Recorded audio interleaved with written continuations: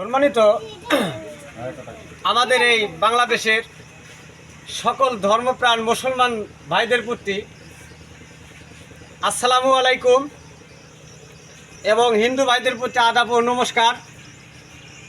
অন্যান্য জাতির প্রতি আমার আন্তরিক ধন্যবাদ। তা আমার একটি নিউজ ভিডিও আমি ছাড়ব। এই নিউজ ভিডিওটি আপনারা মনোযোগ সহকারে দেখবেন এবং শুনবেন। এখানে আমরা একটি ক্ষুদ্র ব্যবসায়িক, আমরা ব্যবসা করি। তাই ডার্বি সিগারেটের কোম্পানি আসতেছে, এখানে ডার্বি সিগারেটের গায়ে, প্যাকেটের গায়ে এখানে মূল্য তালিকা আছে ৪৫ টাকা। কোম্পানির মূল্য এখানে ৪৫ টাকা আছে তালিকায়, প্যাকেটের গায়ে লেখা আছে। আর এটাই কোম্পানির লোক আসতেছে, ডার্বি সিগারেটের কোম্পানি আসে আমাদের ব্যবসায়িকের কাছ থেকে ৫২ টাকা রেট নিতেছে প্যাকেট করতে। আর আমরা দোকানদার ৬ টাকা পিস ৬০ টাকা প্যাকেট বিক্রি করতেছি।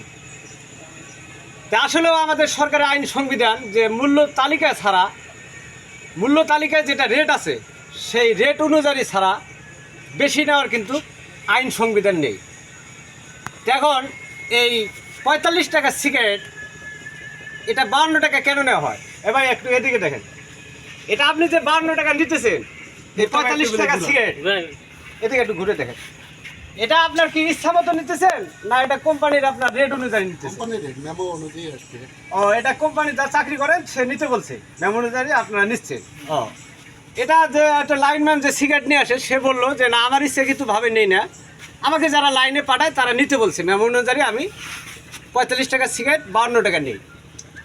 এখন আমি এদেশের সকল ব্যবসায়িকের পক্ষ থেকে এবং যারা জনসাধারণ যারা এই সিগারেটটি কিনে খায় তাদের পক্ষ থেকে আমাদের দেশে আদর্শ নেতাকর্মী এবং মাননীয় এমপি মন্ত্রী এবং শুধু তাই নয়, আমাদের সংগ্রামী নেতা জাতির জনক বঙ্গবন্ধু শেখ মুজিবুর রহমানের সুযোগ্য কন্যা জননেত্রী মাননীয় প্রধানমন্ত্রী শেখ হাসিনার কাছে এটা আমরা সকল ব্যবসায়িক এবং সাধারণ জনগণ দেশের সবাই আমরা রিকোয়েস্ট আবেদন করলাম যে এই ডার্বি সিগারেট ৪৫ টাকা সিগারেট যে ৫২ টাকা কোম্পানি নিতেছে, এটা কোম্পানির কাছে এটা জবাবদিহি বা তার বিরুদ্ধে আইনগত ব্যবস্থা নেওয়া হোক। কেন নেওয়া হয় ৪৫ টাকা সিগারেট ৫২ টাকা? এটা সকলের কাছে আমার অনুরোধ থাকলো যে এটা কোম্পানির উপরে প্রশ্ন করা হোক, জবাবদিহি করা হোক এবং বেশি কেন নেওয়া হয় এটা জবাবদিহি করা হোক। তা আমার এই নিউজ ভিডিও যারা দেখবেন শুনবেন, এই তথ্য নিউজটা আমি দিলাম, সকলেই এই নিউজ ভিডিওটি দেখবেন এবং শেয়ার করবেন। সকলে ভালো থাকেন, এদেশের জনগণ এবং সকল নেতাকর্মী সবাই সুস্থ থাকেন। এই বলে আমার নিউজ ভিডিও বক্তব্য এখানে সমাপ্তি করলাম। সকল ধর্মপ্রাণ মুসলমান ভাইদের প্রতি আমার আসসালামু আলাইকুম, হিন্দু ভাইদের প্রতি আমার আদাব নমস্কার, অন্য জাতির প্রতি আমার আন্তরিক ধন্যবাদ।